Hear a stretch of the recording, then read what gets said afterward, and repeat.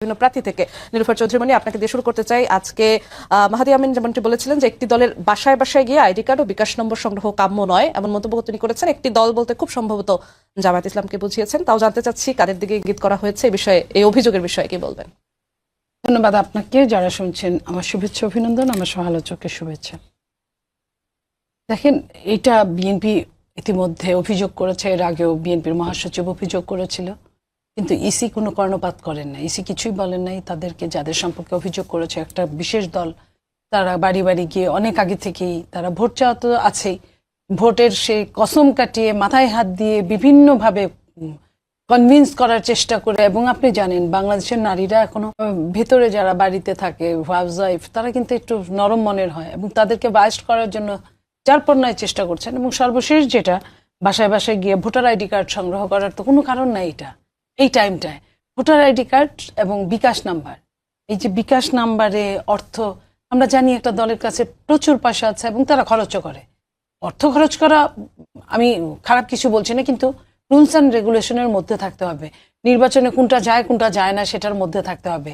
সেটা না থেকে তারা যে এখন এই কাজগুলো করছে, এটা তো নির্বাচনের জন্য চরমভাবে, যেমন ওনারা কিছু কিছু জিনিস হলে আপনারা জানেন আমাদের নেত্রী দেশনেত্রী বেগম খালেদা জিয়া ইন্তেকাল করেছেন, সে অবিসংবাদিত নেত্রী, সর্বজন স্বীকৃত নেত্রী, সে ওনার জন্য সারা বাংলাদেশ কাঁদছে।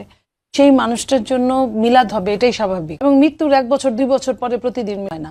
এবং বিএনপি যত বড় দল, সেখানে মিলাদ হবে, দোয়া খায়ের হবে, সেই জায়গা নিয়ে কত রকমের কথা হচ্ছে।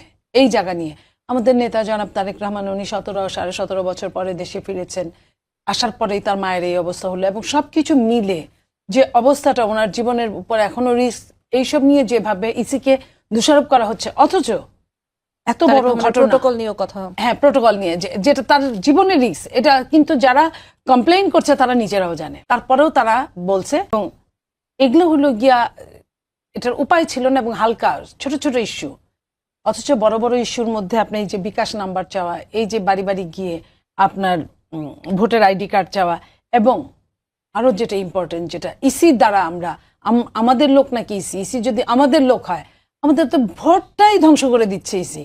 আপনার যেভাবে পোস্টাল ব্যালট যেভাবে ছাপিয়েছে, আমি যদি আপনাকে ওইটা বলি যে পোস্টাল ব্যালটে তারা আলফাবেটের সিরিয়াল দিয়েছে, প্রথমটাই আলফাবেট লঙ্ঘন করেছে, প্রথমটাই আপেলের পরে আনারস, আপেল পি এর পর, মানে প এর পরে দন্তন্য হয় না, দন্তন্যর পরে প হয়। তো ওই প্রথম থেকেই কিন্তু তারা লঙ্ঘন করেছে, অথচ আমাদের বুঝিয়েছে যে এটা সিরিয়াল মেনটেন করেছে। এবং সিরিয়াল মেনটেন এমন ভাবে করেছে যে একটা মার্কা একদম সবচেয়ে আগে, ধানের শীষকে খুঁজে পাওয়া যাচ্ছে না।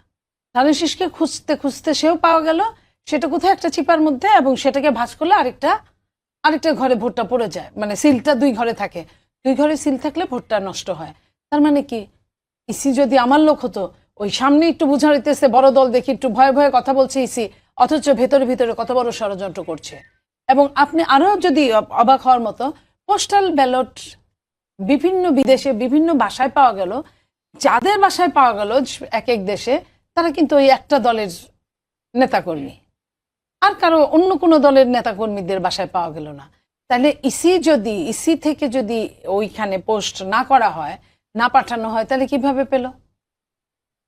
আপনার মনে পড়ে ঢাকা বিশ্ববিদ্যালয়ের ডাকসু নির্বাচনে এরকম 80,000 ব্যালট নীলক্ষেতে পাওয়া গেছে। তখনও যদি বিএনপি খালি জাতীয় নির্বাচনের জন্য বিএনপি মুখে স্কচটেপ দিয়ে বসে আছে, তখনও যদি এই কথাগুলো বলে, তাহলে কিন্তু পরের বার থেকে সবকিছু সাবধান হয়ে যায়।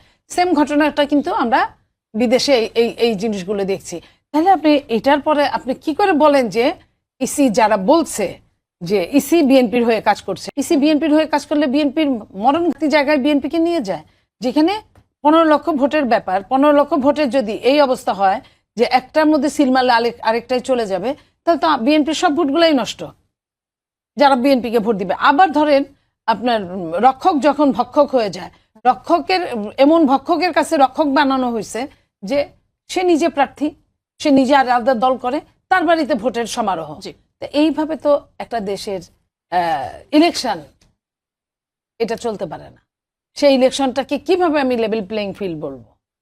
আপনার কাছে আবার আসবো Monira Sharmin. Level playing field নিয়ে অনেক পক্ষই আসলে অভিযোগ আনছে, জামাত, এনসিপি, আপনাদের যে জোট আছে তারাও বলছে লেভেল প্লেইং ফিল্ড নিশ্চিত হচ্ছে না। এবং এই যে অভিযোগটির কথা বললাম, বাসায় বাসায় গিয়ে আইডি কার্ড, বিকাশ নম্বর সংগ্রহ করা, এই অভিযোগের নিয়ে আপনি কিছু বলতে চাইবেন কিনা, কারণ আপনারা সেই 10 দলীয় জোটের অন্তর্ভুক্ত। ধন্যবাদ আপনাকে, শুভেচ্ছা, এবং আমার সহালোচক মনি আপাকে শুভেচ্ছা, এবং যারা টিভির পর্দায় দেখছেন তাদের অসংখ্য শুভেচ্ছা। দেখেন, অবশ্যই এই যে জামায়াতের বাসায় বাসায় গিয়ে আইডি কার্ড এবং মোবাইল নাম্বার সংগ্রহ করা, এই বিষয়টি আমরাও শুনছি। স্বাভাবিকভাবে এটি দেখেন, কারোর ফোন নাম্বার অথবা আইডি কার্ড, এটা তো আসলে খুবই ব্যক্তিগত বিষয়, এবং এটি আসলে নির্বাচনে প্রভাব পড়বার মতো একটি বিষয়। কারণ ভোটার যখন আইডি কার্ড আপনি পাবেন, আপনি ভোটার নাম্বার সংগ্রহ করতে পারবেন। সুতরাং এটি আসলে এটি অবশ্যই ইসির পক্ষ থেকে নির্বাচনী আচরণবিধি যেহেতু আছে, সেখানে কিন্তু আসলে তারা এখানে হস্তক্ষেপ করতেই পারেন। এটি একটি বিষয়।